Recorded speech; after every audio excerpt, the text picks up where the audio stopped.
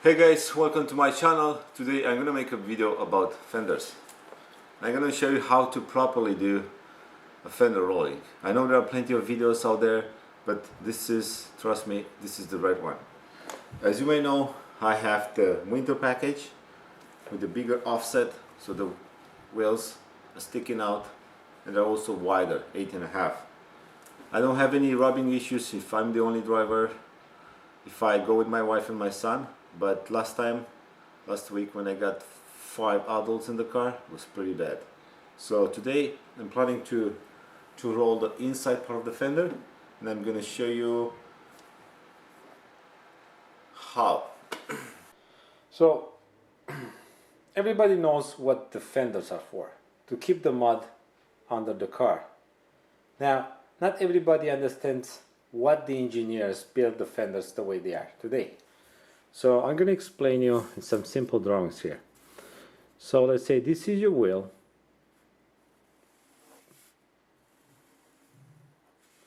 You have your bolts here, 4 or 5. This is your tire. And this is your fender. Looks kind of like this. If you change your wheels and tires with aftermarket wheels and they will sit flush with the fender, then you might gonna have a rubbing issue on the inside part of the fender, somewhere between here and here. Now if I'm gonna do a section through the middle here, okay, that way for example, okay, section, let's call it AA. So now I have my hub here, and my bolts, I have my wheel, let's say like this,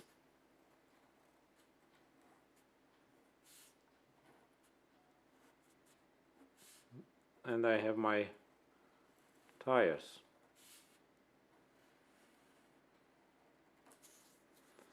Now my fender is like that.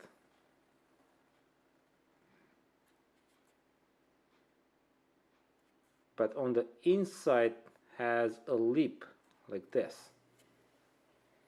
So what do I have here? I have paint coming all the way here, and then on the inside part, the fender, I have kind of a rubberized paint that goes there, and stops here. And what's the reason why the engineer designed this like that? It's a bit on an angle here, so all the water that drips in there is gonna come out.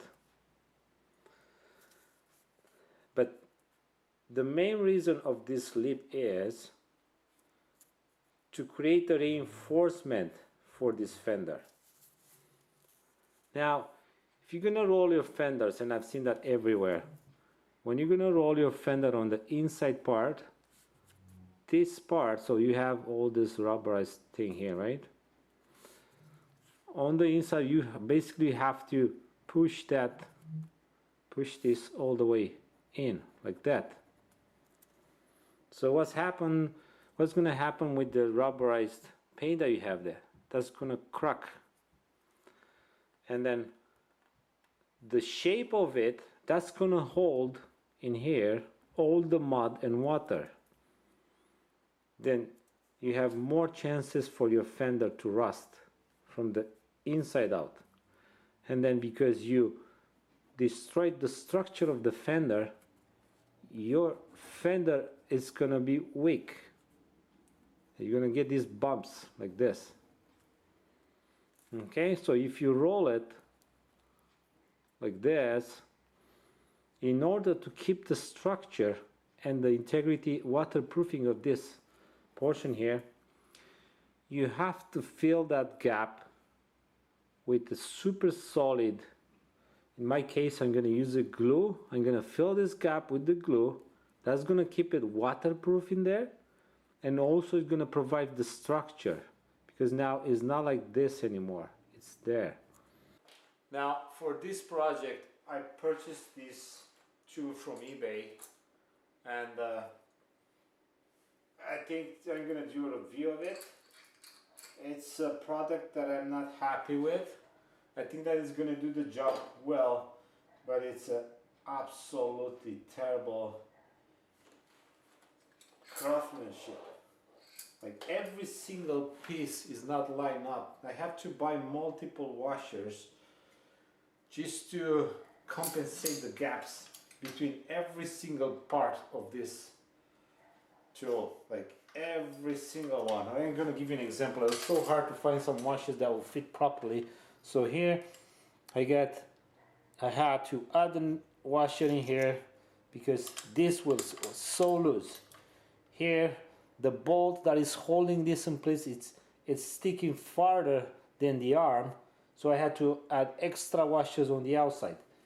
This bolt doesn't go straight in, and there's a huge gap, so you cannot tighten this because there's a huge gap between the arm and this other part. So I had to cut washer inside, washer on the outside. This bolt will go right through the hole, and then I had more washers here. This is one of the clips that he gave me. It's like a keychain hook. Then see, this bolt is longer than it should. Now I couldn't find a washer that big so I can get in there. Extra washer I had to add here, and then pretty much I'm really disappointed with the quality of this product. In the drawing that they had different bolts, so I'm not sure if this is a return product or whatever, but I do find it really bad. I couldn't get the bolts in properly. It was so hard to get these bolts in. I had to use a torque wrench to get them in. It's a really bad product. I made it, it's gonna work, it's gonna do the job. I fixed it now with extra washers. I probably spent $6 in washers just to make it properly. But just so you know, if you're ever gonna buy something like this on eBay, just to expect, this is an adjustable arm, so it goes longer or shorter as you need it. And I hope that this is gonna work. But yeah, I'm really disappointed with this product. I'm not gonna give any names. Now for the glue, I'm gonna use this PL 9000. It's a heavy duty glue because this is gonna turn so hard, really hard, and that's gonna reinforce my fender as soon as I bend the lip. As you can see, the tire is a bit stretched, so it's going inside the fender, but this is not the issue here. But the issue is here, is this lip.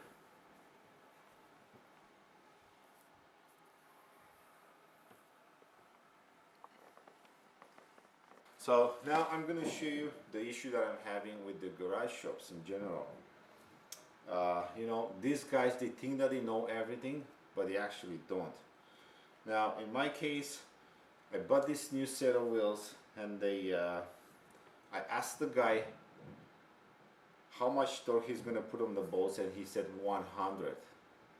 And I'm going to show you what happened in my case, because the torque specification for Mazda 6 for these bolts is up to 86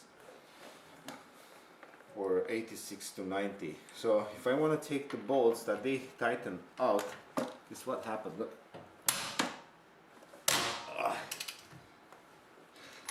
This shouldn't happen. Now this is the one that I tightened to the specifications required by Mazda, because I changed my lug nut. So this is how it should come out. There you go. That's the difference. This is the garage shop. Now I'm pretty sure that my rims are really scratched or damaged on the inside part of the rim where the nuts go. And the really reason why they actually do it that way is because you're supposed to go back after you drive your car for 100 kilometers and have your lug nuts tightened again to the right specification. And that's why they use higher torque, so that you don't have to come back, but this way they're gonna damage your wheels.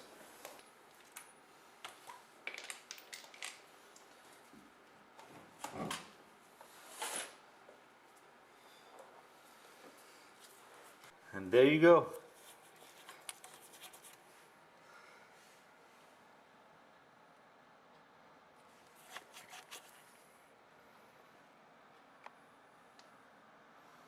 Remove this.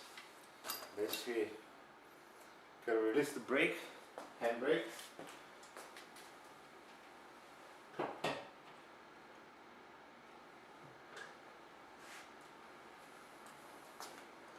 Make sure your car is stable. Remove this so that your tilt is vertical. Okay, fits.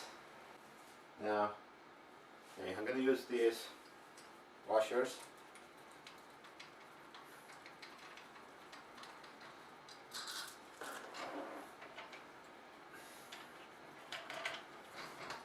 Put them here. I use my lock nuts. Drop it down like this.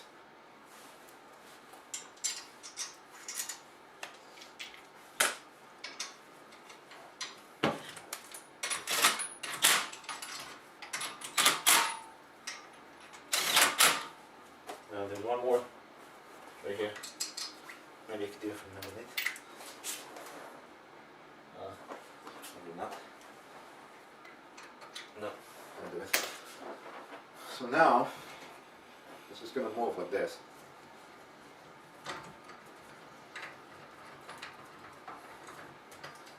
So this is pretty much the angle I want. I'm going to push that against the fender, and I'm supposed to do it like this.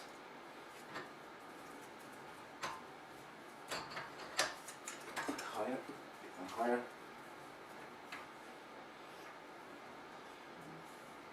And out.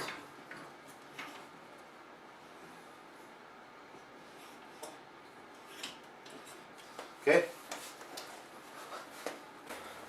Now make sure this nut is super tight.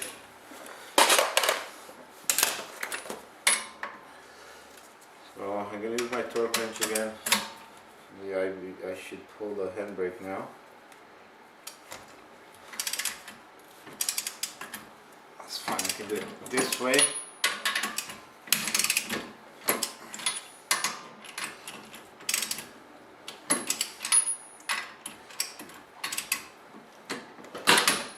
Okay, so you can safe in there.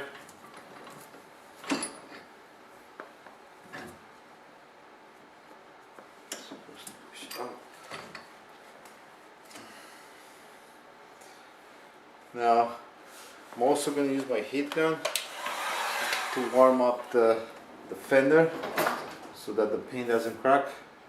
In my case, I might have to redo this. I'm not going to damage the vinyl, so I have to take this off and do new ones, but it's fine.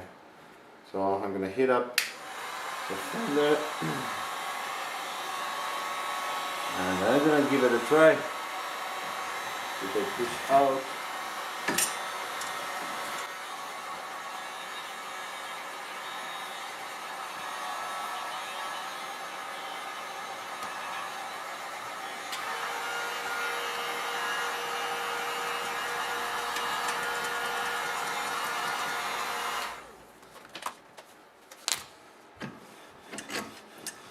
yeah, it's working. So I'm gonna do it slowly so I don't damage the bumper. I'm gonna heat it up and leave the heat continuously. And I'm gonna add more pressure, like this.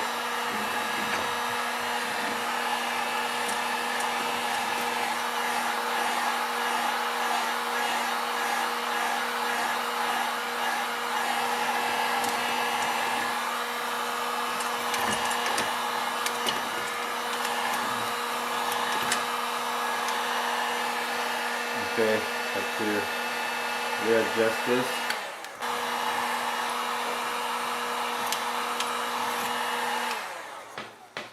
I'm gonna show you what happens because every car is different. This tool is gonna give you perfect radius, right? But not every fender is perfectly right because of the shape of the car. So in my case, now almost flat here, the back part of the fender, the lip with the front part. As I'm going towards the back, you see the lip is getting higher. So I'm gonna start putting pressure on this side, and I'm gonna continue slowly these areas towards the end until I have them all even throughout. And then what else I'm gonna do, once I'm gonna finish this part, I'm gonna adjust the wheel towards the back so I can create that lip to get pushed more inside. It's coming along. Take your time, do not rush. You don't want to damage the fender, you don't want to look it bad on the outside. Keep adjusting the angles. This is my new lip, starting from here. You can see that it's almost. Now I need more here, this area, than I need here. So that's how you have to work your way. It depends on the fender shape. It's not perfect round around. It might be more oval, like in my case it's oval. Now I'm gonna show you what happens with that rubberized paint at the back. You see how it starts to crack right here? That's exactly what happens at the back. And if you don't seal that, the mud will sit in there and it's going to be always wet, and your fender is going to become weaker and it's going to rust. Now there's no point in showing you the rest of the rolling. Keep rolling slowly until you have the desired height. Now, as a tool review, whoever invented this tool, I think, had a great idea, but it's far from being perfect. As you can see, every car is different. Not all the fenders are perfect round, the oval shape, and then also, as you can see here, you start at the front, in my case, with this size gap, and you roll against the end, it goes here. So you constantly have to adjust this really hard to tighten this bolt, and it doesn't have a height adjustment that could put pressure on this so that you can push the bumper up. Every time I start in there, it's coming out at the other end. It's really frustrating, and it takes a lot of work to make it right. It does do the job, but it's far from being perfect. As you can see, I have a bunch of washers to compensate for the gaps. Here, here, here, every single space. And yeah, I wish that this arm can have a similar bolt like this one, so you can adjust the height, because every time you have to take it out, you have to do it again. It's pretty frustrating. But anyway, so pretty much this is the finished product. I warmed it up too much and I melted a bit that rubberized paint here. That's why it looks like that. But other than that, it's pretty bent. I don't want to force it too much because I can feel the resistance in the fender, and I don't want to bend the outside part. I don't want to make it look bad.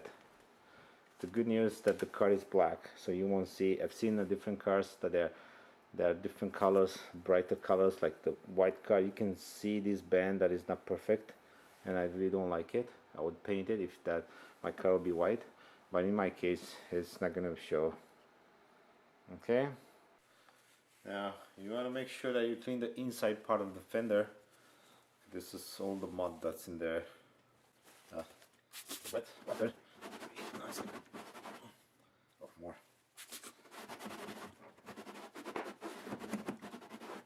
What's in there? Right. sure it's perfect that before you apply the glue.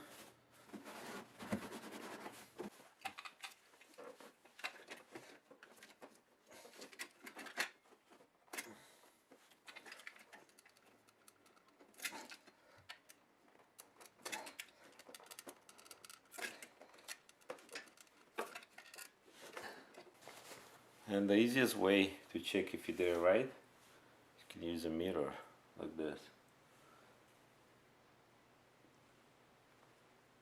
It's pretty decent, it's not perfect.